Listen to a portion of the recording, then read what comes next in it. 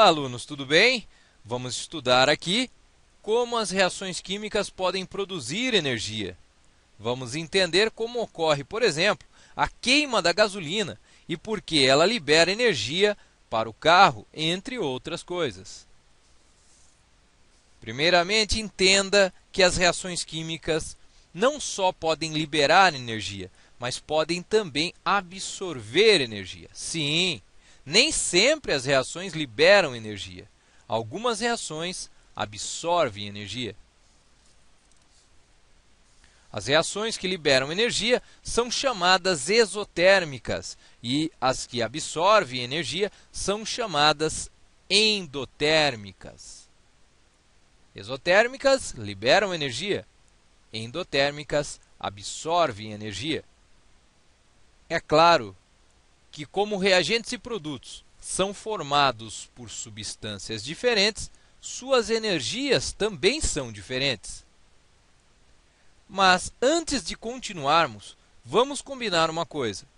Quando os químicos medem a energia das reações químicas, fazem essa medida sob pressão constante. E quando a energia é medida sob pressão constante, ela é chamada de entalpia. Portanto, esse é o termo que usaremos na química para representar energia. É muito importante que você consiga determinar a variação de entalpia de uma reação química. Veja como é simples. O final da reação química são os produtos, você já sabe. Assim, se a energia dos produtos é maior que a dos reagentes, então será necessário acrescentar energia aos produtos para que a reação ocorra. Teremos então uma reação endotérmica. Se a energia dos produtos for menor, precisaremos de menos energia no final, e assim, parte da energia dos reagentes será então dispensada, será liberada. Veja então que o mais importante é que você entenda que existe a entalpia dos reagentes e a entalpia dos produtos. Quando você pega a entalpia dos produtos e subtrai dela a entalpia dos reagentes, você tem a variação de entalpia da reação. Nesta aula, o que mais nos interessa são as reações exotérmicas. Elas liberam energia. Elas fornecem energia. Basicamente, vamos falar das reações de substâncias orgânicas, aquelas que têm carbono, com oxigênio. Essa reação é a famosa reação de combustão. Essas substâncias são chamadas de combustíveis. O oxigênio, nestas reações, é denominado comburente. É muito importante saber diferenciar os dois tipos de reações de combustão que existem. Você tem que olhar o produto da reação. Se no produto da reação você tem a substância dióxido de carbono, CO2, então você chama essa combustão de combustão completa. Quando no produto aparece o CO, o monóxido de carbono, então a combustão é chamada de combustão incompleta. Veja que nossa forma de produzir energia ainda é muito parecida com a de nossos ancestrais mais remotos. Ainda buscamos muito a queima de combustíveis para obter energia. Eles usavam madeira seca, nós usamos gasolina, álcool, gás natural, mas todos esses materiais têm a mesma finalidade: sofrerem combustão, que é uma reação exotérmica, e com isso obter energia. Porém, com a energia vem também o dióxido de carbono.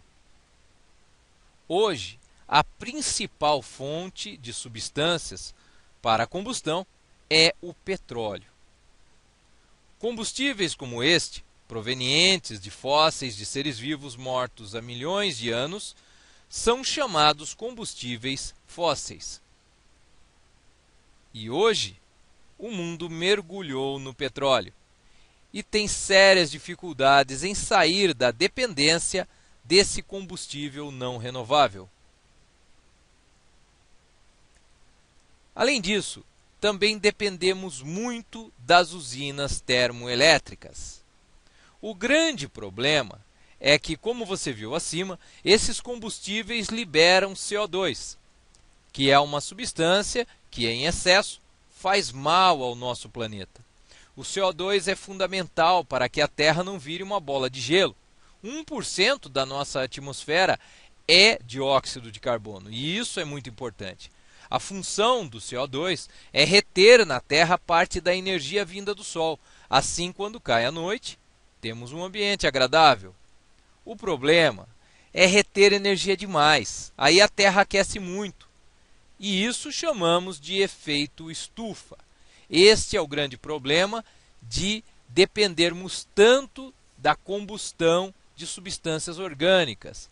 Combustão esta que libera dióxido de carbono e faz com que tenhamos um excesso dessa substância no ar que está ao nosso redor. Vamos só lembrar aqui que há outros gases estufa, como o CH4, que é o metano. Mas o CO2 surge da nossa necessidade em produzir energia por meio da combustão completa. O homem precisa um dia deixar de lado a produção de energia por meio de combustão de compostos orgânicos e partir para energias alternativas. Já temos vários exemplos em andamento.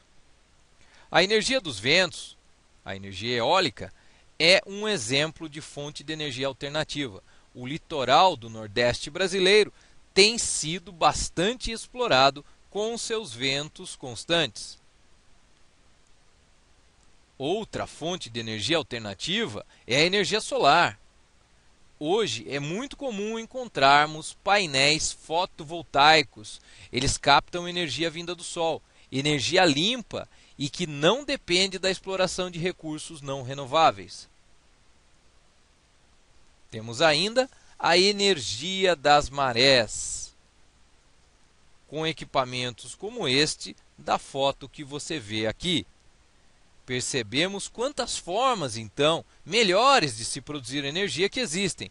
Temos que caminhar nesse sentido e um dia não falarmos mais em efeito estufa.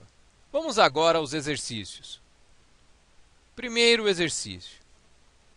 A combustão de um composto orgânico produziu apenas dióxido de carbono e água. Qual a denominação deste tipo de combustão? Nós vimos durante a aula que quando um combustível produz dióxido de carbono, ou seja, CO2, como produto, então chamamos a combustão de combustão completa. Portanto, a resposta é a letra D. Exercício 2. A emissão de grandes quantidades de dióxido de carbono causa um sério problema ao meio ambiente. Aumenta a retenção de energia solar na superfície terrestre. Trata-se de buraco na camada de ozônio? Desmatamento? Inversão térmica? Efeito estufa? Ou chuva ácida? A qual destes problemas ambientais este exercício se refere? É lógico, a resposta é a letra D. Bons estudos para você e até a próxima aula!